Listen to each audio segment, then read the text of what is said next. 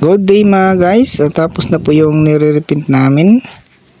Na ipinakita ko sa inyo na yung pinapremiran namin lahat. Ganito po kasi yung dati guys. Kung bago pa lang kayo sa channel ko, sana huwag niyo kalimutang mag-subscribe, like and share, and click on the notification bell button para updated po kayo sa mga bagong video ko. Leo Cads makes video. Ito na po yung final coat ng tad-tad natin guys na kawayan.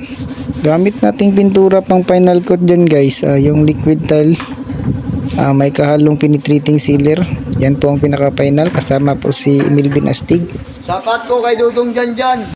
Shoutout nga pala kay Dudong Janjan. Sabi ni Iboy Tibay guys. Yan po si Iboy Tibay guys. Siya po yung nagpa-final coat ng molding. At ako naman sa wall guys, pina-final ko yung wall. Ito po yung kulay niya, ivory. Sa pagpa-final coat mga guys, 3 ulit po namin yan binabalikan. Pagkatapos ko na ma-final yung wall mga guys, nag-haspi pa ako sa ibabaw. May kunting design dyan kasi na haspi. 3 po kaming nag-haspi mga guys. Kasama ko yung kumpare ko dyan, paring lasak.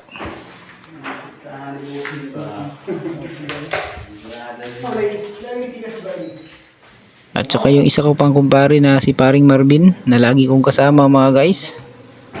Ito po yun siya mga guys, nag-haspi.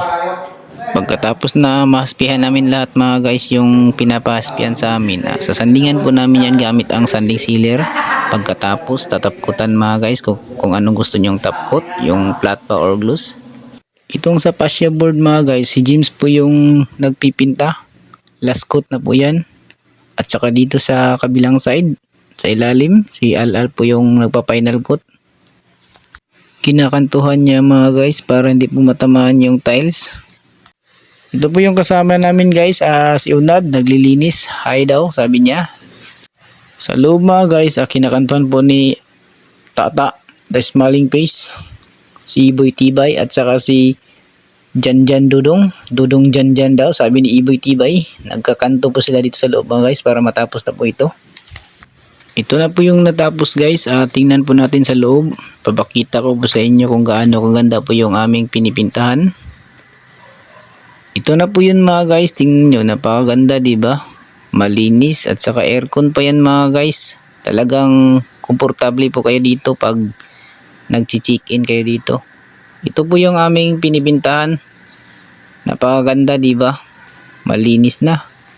Kulang na lang yan mga guys, lalagyan po yan nila ng foam, yung higaan ng kwarto nito. Dalawa po itong kwarto na ito mga guys. Sa kabilang kwarto naman po tayo, tingnan natin kasi nilinisan po namin ito pareho lang to sa kabila mga guys. Ganun pa rin, kung ano po yung sa kabila, ganun pa rin dito.